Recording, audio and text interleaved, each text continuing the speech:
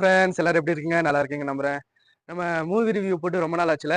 இதுக்கு மேல நம்ம கண்டினியூ பண்ண போறோம். கடைசியா போட்டது நம்ம மதராசி படத்துக்குன்னு நினைக்கிறேன். இப்போ எல்லைக்கு படத்துக்கு நம்ம போட போறோம். படம் பார்த்தாச்சு. படம் எப்படி இருக்குன்னு ரிவ்யூ சொல்ல போறோம். வீடியோக்குள்ள போலாமா? பிரதீப் ரங்கநாதன், கீர்த்தி செட்டி, சீமான், யோகி பாபு, விடிவி கணேஷ், எஸ்.ஜே. சூர்யா இவங்கெல்லாம் சேர்ந்து எல்லைக்கே படத்துல நடிச்சிருக்காங்க. இந்த படத்தோட ப்ரொடியூசர் 7 ஸ்கிரீன் ஸ்டுடியோ. இந்த படத்தோட டைரக்டர் விக்னேஷ் சிவன். இந்த படத்தோட மியூசிக் டைரக்டர் அனிருத். படத்தோட கதை என்னன்னா, நான் ஒன்லைன்ல சொல்றேன், ஃபைல் பண்ண விரும்பல. இந்த படம் 2040 நடக்கிற மாதிரி கதைகளமா இருக்கு. லவ் இன்சூரன்ஸ் கம்பெனின்ட்டு எஸ்.ஜே. சூர்யா நடத்தின்னு வந்து நிற்பாரு. ஹீரோயின் கீர்த்தி செட்டி போன் அடிக்டா இருக்கும். ட்ரெய்லர்ல சொல்லிருப்பாங்க. ஹீரோ பிரதீப் ரங்கநாதன் எப்படின்னா, போனே தொட மாட்டாரு. போனை பத்தி கூட என்னன்னு தெரியாது. அப்பா சொன்னதை அப்படியே கேட்பாரு. சீமான் வந்து பசுமை உலகம்னு ஒரு ஜெயில் நடத்தின்னு இருப்பாரு. அந்த ஜெயில அப்பா சீமான், பையன் பிரதீப் ரங்கநாதன். இந்த படத்துல ஹீரோ வந்து ஹீரோனிய ஒரு வாட்டி மீட் பண்ணிடுறாரு.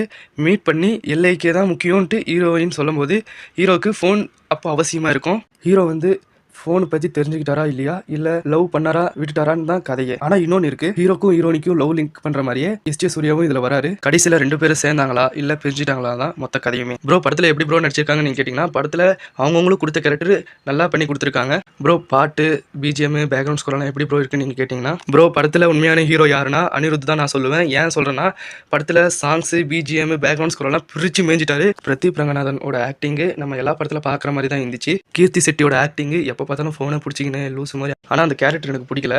ஓகே, படத்துக்கு ஏற்ற மாதிரி தான் நடிச்சிருக்காங்க. சீமானோட ஆக்டிங் எப்படி இருக்குன்னா, அவரை பற்றி சொல்ல அளவுக்கு நான் பெரிய ஆள் இல்லை. படத்தில் கருத்து சொல்கிற மாதிரி தான் வராரு.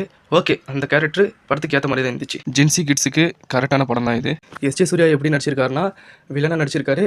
வில்லன்னா படத்துக்கு ஏற்ற மாதிரி தான் நடிச்சிருக்காரு. ஓகே, பார்க்கலாம். ப்ரோ படத்தில் லேக் இருக்கான்னு நீங்கள் கேட்டிங்கன்னா, ஃபர்ஸ்ட் ஹாஃப் லேக் ஆகிற மாதிரி ஃபீல் ஆகும்.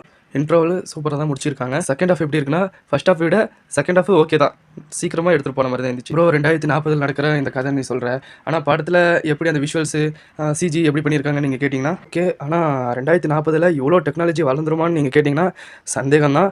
ஓகே, படம் பார்க்குற அளவுக்கு ரொம்ப நல்லாயிருக்கு. ப்ரோ ஓவராலாக படம் எப்படி இருக்குன்னு நீங்கள் கேட்டிங்கன்னா, படம் ஒன் டைம் வாட்சபிள் மூவியாக இருக்குது. ஃபேமிலியோட பார்க்கலாம், எந்த அடல்ட் கண்டென்ட்டும் இல்லை. ப்ரோ படம் பார்த்தாச்சு ப்ரோ, படம் நல்லா இருக்கு ப்ரோ அப்படின்னு நீங்கள் சொன்னீங்கன்னா, உங்களுக்கு என்ன தோணுதோ மறக்காம கமெண்ட்டில் சொல்லுங்கள். இல்லை ப்ரோ இதுக்கு மேலே தான் நான் படம் பார்க்க போகிறேன்னு சொன்னீங்கன்னா, படம் பார்த்துட்டு படம் எப்படி இருக்குன்ட்டு உங்களுக்கு என்ன தோணுதோ மறக்காம கமெண்ட்டில் சொல்லுங்கள். படத்தை பற்றி எனக்கு என்ன தோணுதோ ரிவ்யூவாக நான் சொல்லிட்டேன். இந்த வீடியோ எப்படி இருக்குன்ட்டு மறக்காம கமெண்ட்டில் சொல்லுங்கள். வீடியோ எப்படி இருந்துச்சுட்டு மறக்காம கமெண்ட்ல சொல்லுங்க. லைக் பண்ணுங்க, கமெண்ட் பண்ணுங்க, ஷேர் பண்ணுங்க. மறக்காம நம்ம சேனலை சப்ஸ்கிரைப் பண்ண மறந்துடாதீங்க. அடுத்த வீடியோவில் சந்திப்போம். By guys.